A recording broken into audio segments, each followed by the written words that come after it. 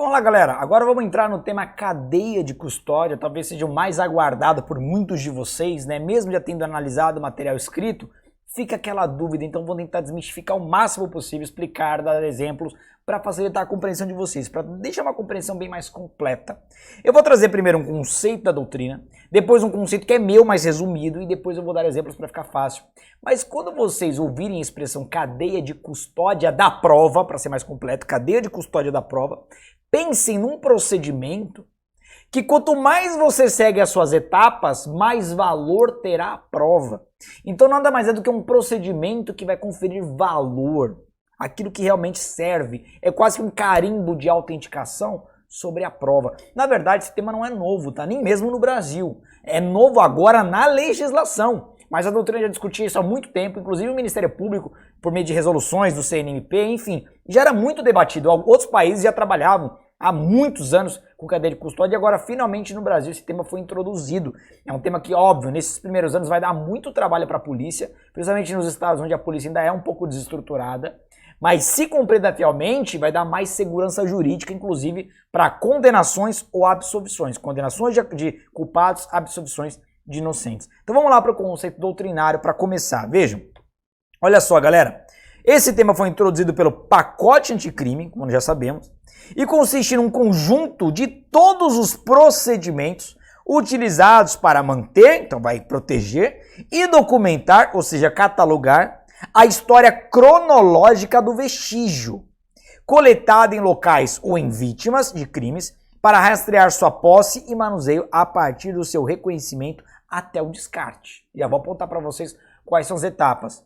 Então, tá lá a partir do artigo 158A. O artigo 158A, então, já traz esse conceito. Esse conceito está na lei e a doutrina só repete. Então, a letra da lei já aponta o que é cadeia de custódia. Tá certo, tá técnico, tá certinho, mas não tá muito palatável, né? Confiável para fins de concurso. Então, eu vou simplificar para vocês, ó.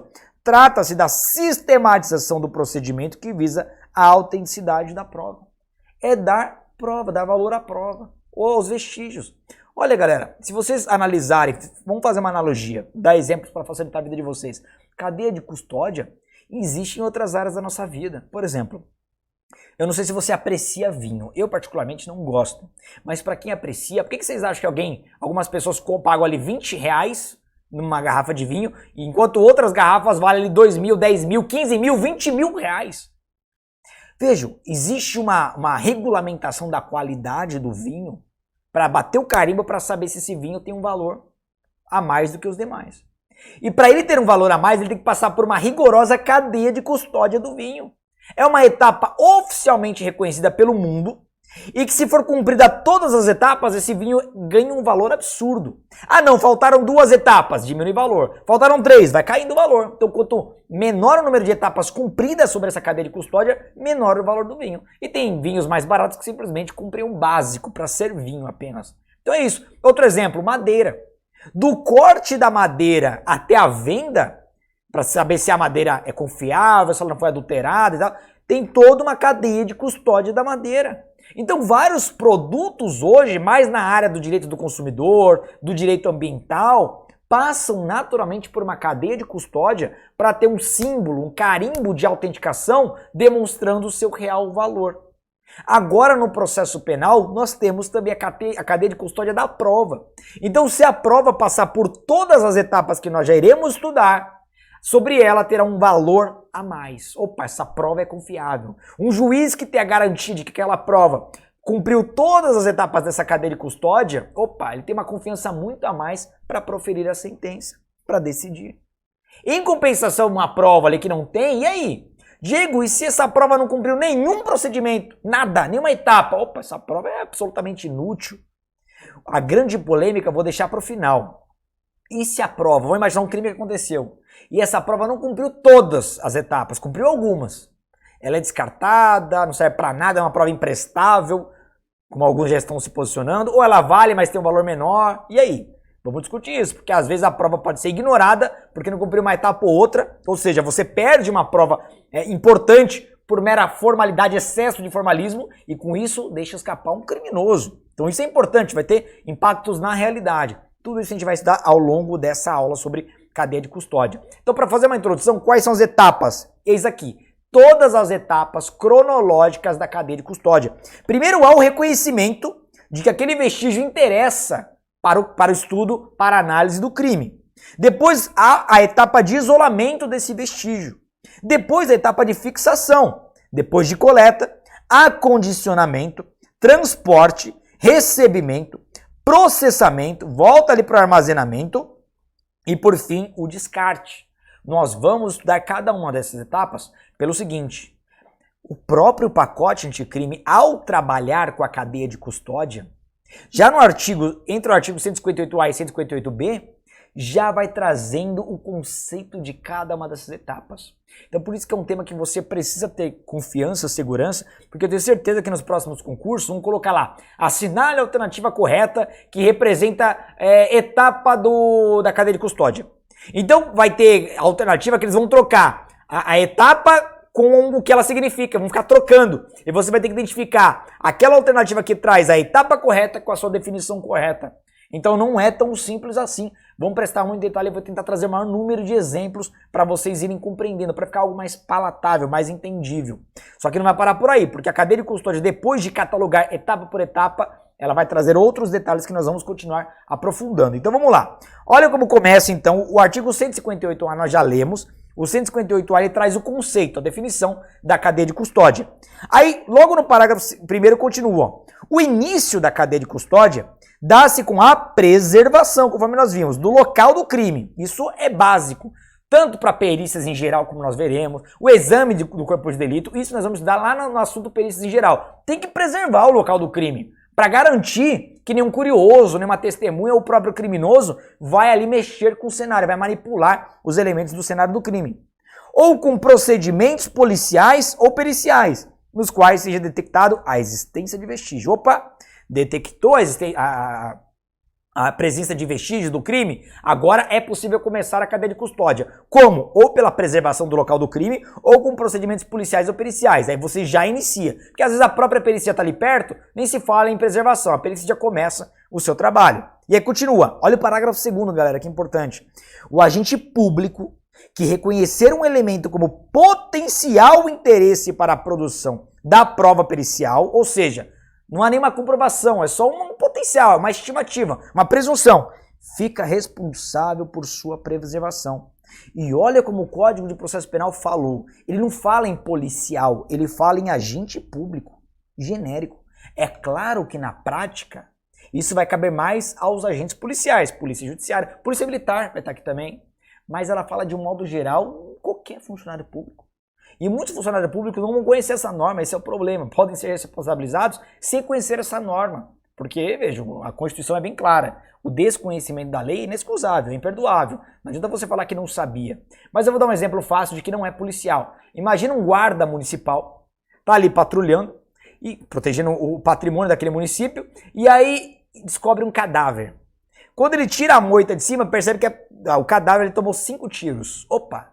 Ele tem a obrigação de preservar o local do crime. Obrigação dele, responsabilidade dele. Chamar as autoridades, chamar a perícia, chamar todo mundo e preservar. Se ele olhar e for embora, ele vai ser responsável por aquela omissão dolosa, tá? Então muito cuidado. Nesse caso, como agora essa norma traz um dever genérico de ofício para qualquer funcionário público, o seu descumprimento acarreta no mínimo o crime de prevaricação. Então olhou, opa, isso aqui tem cara de vestígio de crime. Segura. Encontrou uma arma do crime? Segura. Guarda, não segura com a mão, né? Guarda, preserva o local do crime até a chegada das autoridades competentes para as perícias. Vamos continuar que não para por aí. Aí vem o parágrafo 3º trazendo a definição legal de vestígio. Vestígio é todo objeto ou material bruto, visível ou latente, aquilo que você pode pegar, pode ver, óbvio, né? Constatado ou recolhido, que se relaciona, que tem algum vínculo com a infração penal. Qualquer relação. Óbvio que tem que ser algo material, algum instrumento, para você pegar e periciar. Porque se for uma ideia, não tem como periciar uma ideia. Ah, eu tenho que periciar direitos autorais. Não tem como. Não é tangível. Então qual que é o detalhe, galera? Aqui, imagine que você encontrou uma faca ensanguentada. Opa, aqui é um vestígio. Tem ali indícios de um objeto de um crime. Uma arma, um dedo, enfim. Tudo aquilo que pode mostrar ali um vestígio de um crime, está aqui a definição no seu parágrafo 3º. Continuando. Aí vem o 158B, aqui onde eu queria chegar com vocês agora, nós vamos trabalhar com as etapas da cadeia de custódia. Muito detalhe, galera. A cadeia de custódia compreende o rastreamento do vestígio nas seguintes etapas. Primeiro, reconhecimento, essa é a primeira etapa. Ato de distinguir um elemento como potencial interesse para a produção da prova pericial. Perceba que é um conceito técnico de algo simples. O que é o reconhecimento? É o momento que você bate o olho e percebe aquilo pode ser um vestígio. É isso. Bateu o olho, opa, isso aqui. Uma faca com sangue? Pode ser. Um revólver ali, uma munição deflagrada? Pode ser. Um cadáver? Pode ser. Uma perna? Pode ser. É isso aqui, é isso aqui. Vamos lá. Depois, segunda etapa, o isolamento. Opa, percebi que é um vestígio? Vamos isolar o local. Ato de evitar que se altere o estado das coisas, devendo isolar e preservar o ambiente imediato e relacionado aos vestígios e local de crime. Cerca tudo, não deixa ninguém mexer. Então perceba que até aqui são conceitos que a gente encontra no dicionário, né? Até se cair numa prova, se você estiver ligado, não estiver distraído, você consegue ligar uma coisa na outra, fica fácil, porque é conceito de dicionário, definição. Se você tem um vocabulário mínimo para esse tipo de assunto, você consegue identificar conceito e a etapa da cadeia de custódia, mas vai ficando cada vez mais complexo. Vamos para a próxima etapa, que é a etapa de fixação. Agora já não dá para presumir uma ideia, né? Vamos entender. Ó. É a descrição detalhada do vestígio, conforme se encontra no local de crime ou no corpo de delito, e a sua posição na área de exames, podendo ser ilustrado, ó, então vai ser feito um desenho dela, por fotografias, filmagens, croquis, sendo, olha só, indispensável a sua descrição no laudo pericial, produzido pelo perito responsável pelo atendimento. Então perceba que a fixação não é qualquer um que faz. Quem é responsável pela produção dessa etapa? Perito. O perito vai tirar fotos, vai fazer imagens, vai colher demonstrações visuais, né, do vestígio da prova. E o que ele vai fazer? Sua descrição por escrito. Então perceba que essa parte final, ó, vincula a descrição ao laudo pericial escrito. Então a fixação nada mais é do que você recolher ali a visualização do vestígio ou da prova e descrevê-la. Então isso é a fixação. Continuando. Depois vem a coleta. O ato de recolher o vestígio, que será submetido à análise pericial respeitando suas características e natureza. Opa, o perito ele vai ter a foto, geralmente é o fotógrafo, né, da polícia científica, que ele acaba entrando no mesmo time de profissionais. Fotografou, ele vai descrever, ó, ali tem uma mão, faltando um dedo, tem um anel dourado ali no dedo médio e tal. Enfim, ele vai descrever aquilo que foi fotografado, para uma coisa corresponder à outra. Depois que ele fez isso, agora é hora de mexer. Até então ninguém relou nos instrumentos, nos objetos do crime ou vestígios, né? Agora sim, chegou na coleta, agora é hora de pegar e levar para a perícia. Agora é hora de armazenar e levar para a galera. Depois vem o acondicionamento, procedimento por meio do qual cada vestígio coletado é embalado, acondicionado, de forma individualizada, de acordo com as suas características físicas, químicas e biológicas. Tem alguns objetos que você não pode armazenar no frio, outros não pode no calor, enfim. Para posterior análise, com a anotação da data, hora e nome de quem realizou a coleta e acondicionamento. Porque, vocês vão perceber lá na frente, esse funcionário vai ficar responsável pelo vestígio. Então vai ter que catalogar tudo. É o momento do acondicionamento. Depois, numa outra etapa, chegamos no transporte. Ó. Aqui fácil, né? Ato de transferir o vestígio de um local para o outro, utilizando as condições adequadas, ó, embalagens, veículos, temperatura, entre outros. E é a própria lei que dá os exemplos. De modo a garantir a manutenção de suas características originais, bem como o controle de sua posse. Olha só. Vejam bem, aqui dá um bom exemplo da cadeia de custódia, do valor da cadeia de custódia. Imagine que num processo penal, até então estava sendo tudo cumprido. Aí a defesa consegue demonstrar para o juiz que na hora de transportarem o vestígio à prova, levaram de qualquer jeito, com os potes abertos ali. Enfim, aí o que a defesa vai fazer? Falou, ó, juiz, não cumpriram, como a lei manda, a etapa da cadeia de custódia relativa ao transporte. Foi feito de qualquer jeito, de modo que, possivelmente, o transporte mal feito alterou, bagunçou as características da prova. Essa prova passou a não ser mais confiável. Perceberam? O simples ato de praticar irregularmente uma das etapas, na prática, pode sim, realmente, pode alterar as características e, consequentemente, o valor daquela prova, o valor daquele vestígio. Por isso da importância, só um exemplo da importância da cadeia de custódia, mas tem mais, ó. Próximo, o recebimento, que é o ato formal, e vai ser tudo anotado, obviamente, de transferência da posse do vestígio, que deve ser documentado, com no mínimo informações, ó, no mínimo, esse tipo de expressão bancadora, né? Informações referentes ao número de procedimento e unidade de polícia judiciária relacionada, qual foi a delegacia da onde provei esse vestígio, local de origem, da onde esse vestígio foi coletado, nome de quem transportou o vestígio, código de rastreamento, natureza do exame, tipo do vestígio, protocolo, assinatura e identificação de quem o recebeu. Perceba que já nessa etapa do recebimento, o vestígio ou prova já possui quase que uma certidão de nascimento com RG, CPF e CNH.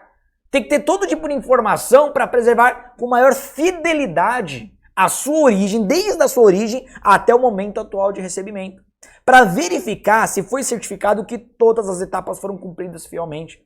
Para certificar que no meio do caminho não houve nenhum desvio, não houve nenhuma alteração, nenhuma contaminação da prova. Esse é o detalhe. E não para por aí. Aí continua, próxima etapa, oitava já, processamento, que é o exame pericial em si. Agora sim a perícia começa a se debruçar sobre esse objeto. A manipulação do vestígio de acordo com a metodologia adequada, as suas características biológicas, físicas e químicas. Então, vai ter, claro, isso é trabalho da perícia, não é do direito. O direito não vai entrar nessa seara, simplesmente deixa em aberto. A fim de se obter o resultado desejado, que deverá ser formalizado em laudo produzido por perito. Aqui já a perícia é realizada em si. O perito vai analisar e vai ver qual que é o método adequado, de acordo com a medicina legal, com a criminalística, ciências que não são as que nos cabem agora. E depois temos o armazenamento, depois de feita a perícia, né? O procedimento referente à guarda e condições adequadas do material a ser processado, guardado para a realização da contraperícia. Olha que importante. Descartado ou transportado com vinculação ao número do laudo correspondente. Então perceba que basicamente toda essa cadeia de custódia, ela tem uma principal finalidade. A principal finalidade está nesse inciso, que é a sua perícia. É o momento em que o perito vai realizar o exame sobre aquele objeto, sobre aquele indício. É isso. Depois disso, opa, terminou, agora vamos voltar a guardar. Volta para o armazenamento. Porque lá na frente, se alguém questionar a veracidade ou a confiança, a segurança jurídica dessa prova, você vai ter ainda aquele objeto, aquele vestígio preservado para uma contraprova, ou seja, para uma nova perícia. Vamos imaginar que depois descobrem que aquele perito foi subornado, que ele dolosamente, não contaminou, mas que ele deu um laudo falso. Opa, vamos precisar de uma nova perícia. Para uma nova perícia, aquele objeto de perícia deve ser novamente examinado. E ele precisa ostentar as mesmas características fiéis de quando do primeiro processamento, tá? Então é por isso que esse novo armazenamento. Continuando, por fim temos o descarte. Procedimento referente à liberação do vestígio, respeitando a legislação vigente e, quando pertinente, mediante autorização judicial. Na verdade, isso aqui acontece só depois que, geralmente, a gente vai chegar lá, mas geralmente que a prova não interessa mais. Aí o juiz autoriza o seu descarte. Demora para chegar nessa etapa. Mas olha, se eu tivesse que apostar na etapa mais cobrada nos próximos concursos, seria essa. Essa é a etapa mais importante da cadeia de custódia. Todas acabam tendo o seu valor. E se comprovado que todas foram seguidas, aquela prova vai ter um valor muito robusto para ajudar o juiz a embasar sua decisão. Mas essa do inciso oitavo, o procedimento, ela é a mais importante sem dúvida, porque nós precisamos chegar até ela com aquele valor preservado para aí sim o perito se debruçar sobre aquele indício, aquele vestígio, aquela prova efetivamente. Beleza? Galera, olha só, muita coisa, hein? Passamos pelas etapas. No próximo bloco vamos trabalhar com as características, os detalhes minuciosos trabalhados pelo legislador na cadeia de custódia. Então aguardo vocês no próximo bloco. Até já!